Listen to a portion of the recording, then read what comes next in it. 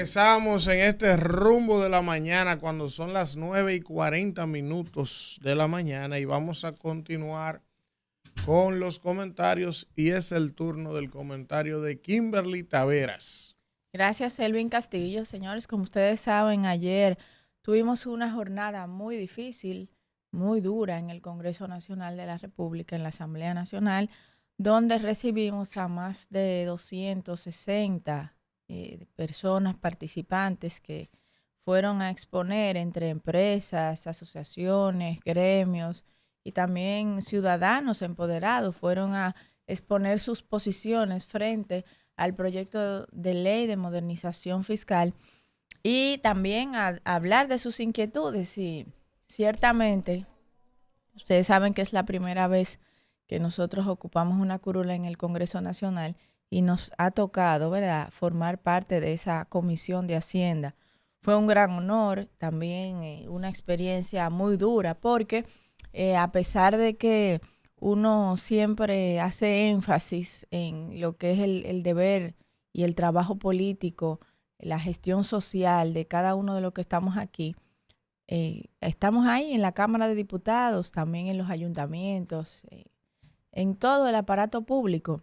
Uno habla de la vocación de servicio, de la necesidad de que los que ocupen cargos precisamente deben tener algún tipo de experiencia, como pasa en otros países, en contacto con la gente, un compromiso social, identificación de los problemas sociales, para así uno tener una idea de lo que la gente sufre, de tener las diferentes realidades, porque el sufrimiento no es solamente de las clases más vulnerables, también hay un sufrimiento de la clase media, también hay un sufrimiento empresarial, una preocupación empresarial.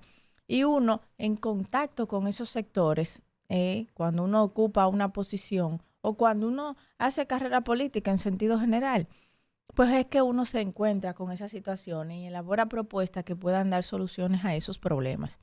Y es muy triste ver cómo, aunque nosotros resistimos ayer fuertemente, cada uno de los congresistas que estábamos ahí, los diputados y otros, los que éramos parte de la Comisión de Hacienda y otros diputados también, que fueron a ver las vistas, ¿verdad? Porque ese es el deber, representar, estar enterado de todos.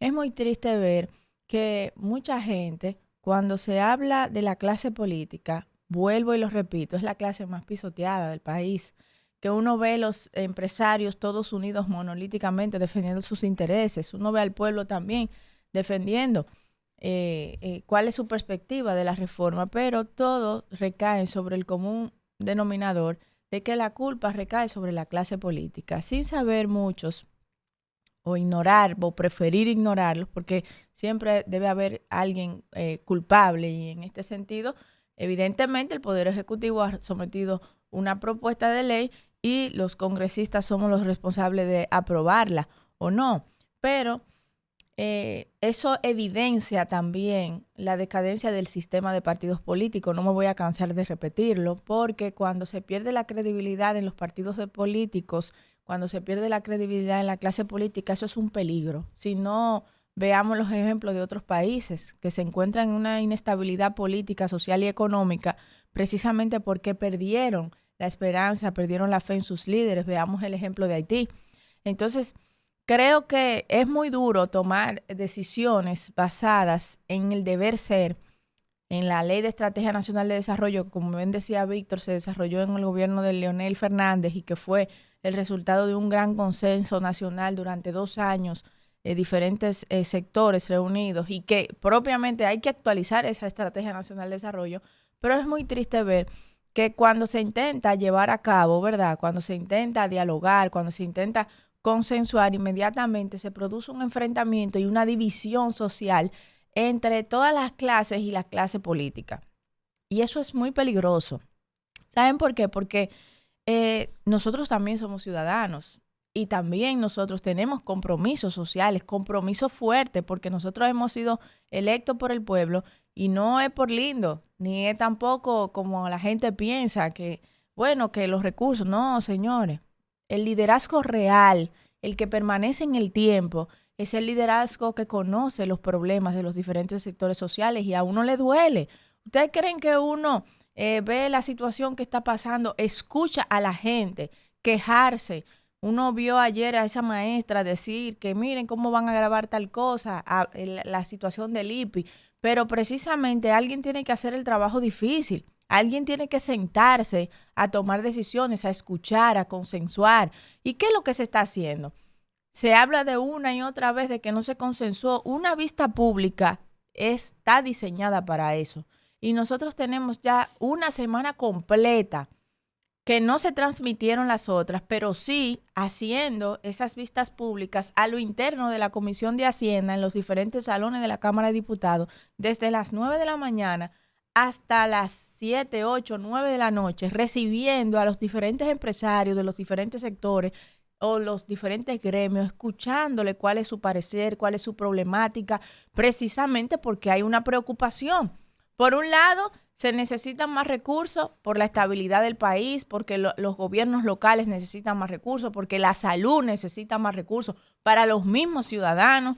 También el sector eléctrico, porque los apagones no se aguantan más, porque hay situaciones que no pueden esperar más. La misma deuda también, el Banco Central también necesita más recursos. O sea, la estabilidad del país depende de una reforma, pero por otro lado está el pueblo que nos escogió a nosotros, incluyendo al presidente Luis Abinader, que no está sentado en su casa disfrutando de ver al pueblo sufrir, sino que propiamente está preocupado por estas dos situaciones. No enfrento la realidad y la consenso, aunque tengamos que escuchar lo que no nos gusta, como ayer nosotros los diputados escuchamos que el pueblo nos dijera de todo, pero había que dar la cara, hay que dar la cara, esa es la responsabilidad política, para eso la gente nos escoge. Hay que escuchar al pueblo en medio de su malestar, de su molestia, para uno poder saber qué es lo que más afecta, qué es lo que menos afecta, y entre todo poder tomar las mejores decisiones. Al final nadie va a estar contento, no todos van a estar contentos, pero dentro de los posibles cambios que se hagan a la ley de modernización fiscal que se hará entre ambos poderes, entre el poder ejecutivo y el poder número 1 del Estado, que es el poder legislativo, entre los cambios que se van a hacer, uno tiene que siempre decidir por los más afectados, cuidar a quienes están más vulnerables. Al final siempre esa va a ser la decisión nuestra y siempre va a ser precisamente consensuada con el pueblo. No solamente ahí en las vistas públicas, porque eso es lo que vemos, pero detrás de las cámaras, cuando no está el espectáculo, cuando no están los views y los likes, que muchos, el trabajo de ellos es conseguir views y conseguir likes, monetizar, ¿verdad? Influir en el pueblo, no importa si es verdad, si es mentira, influir y estar en contra de todo, porque hay otros que su trabajo es estar en contra de todo. Y democráticamente es lo correcto. Nunca todos podemos estar en una balanza, pero el trabajo nuestro es tomar decisiones en base a esas realidades que vemos. Y qué bueno que se está haciendo este ejercicio democrático. Qué bueno que ayer nosotros tuvimos la capacidad de estar ahí escuchando al malestar del pueblo que nos ha escogido precisamente para representarlo. Pero no puede ser sobre la base de la complacencia. Serán decisiones difíciles que se van a tomar, que nos afectan a todos, porque cuando yo salgo del Congreso soy una madre. Tengo que pagar esto, tengo que pagar aquello. Ahora, tenemos que pensar en quienes esa preocupación no es pagar tal cosa, ni si se va de viaje o no se va de viaje este año, que va a tener menos ganancias. No. Hay que pensar en esos que su afectación sea afectarle la dieta alimenticia o afectar la escolaridad o poner en peligro su vivienda. En esa clase es la primera clase que hay que pensar. Y esto no es una lucha de clase, lo he dicho en reiteradas ocasiones, porque el sector empresarial es el que mantiene la economía. Pero hay que pensar en esa clase, también en la clase más vulnerable. Y todas estas aristas tenemos que decidirlas juntos en este proceso difícil, es que se construye la verdadera relación entre el pueblo y su gobierno, entre el pueblo y el Estado. En estos procesos difíciles es que debemos preservar la democracia. Que hablen todo lo que quieran hablar, que se expresen todos los que tengan que expresarse. pero seamos responsables con el poder que tenemos, porque los medios de comunicación tienen un poder muy, muy grande. Y yo quiero terminar con un discurso del Papa, unas notas del Papa, llamando precisamente a la información correcta y a tratar de evadir el pecado de la desinformación. Porque la inestabilidad de un país no es solamente fruto de las decisiones políticas, también es de los agitadores, de las masas. Y tenemos que tener mucho cuidado si atrás de views, si detrás de like, si detrás de monetizar el odio contra quienes nos dirigen, ponemos en peligro la estabilidad de nuestro país. Ayer, mucha gente expresó palabras muy, muy duras, pero con todo el respeto del mundo. Con todo el respeto del mundo.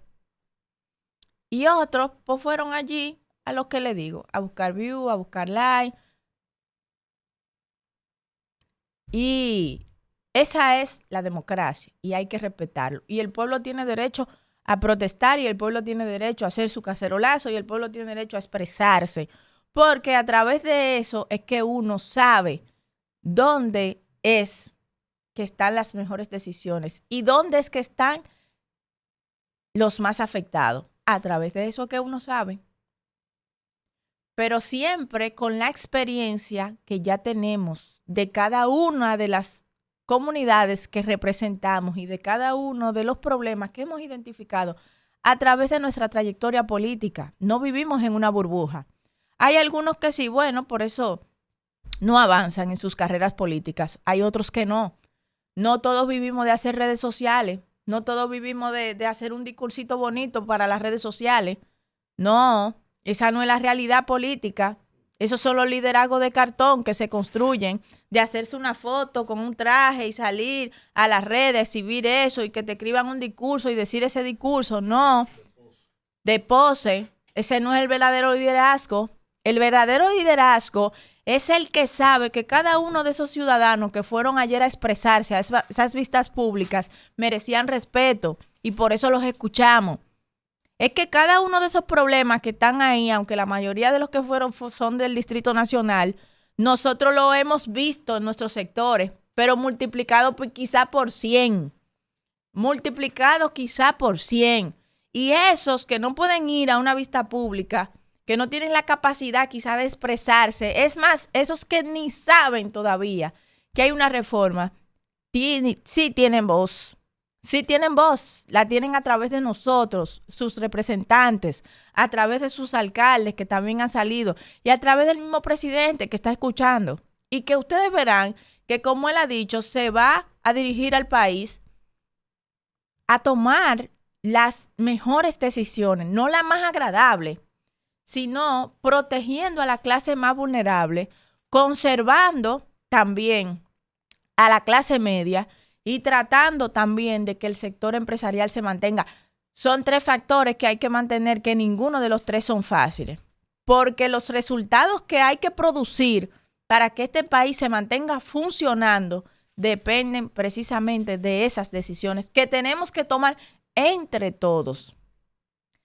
Isidro, ponme la palabra del Papa, por favor. Yo la mandé para que me la pongan un momento.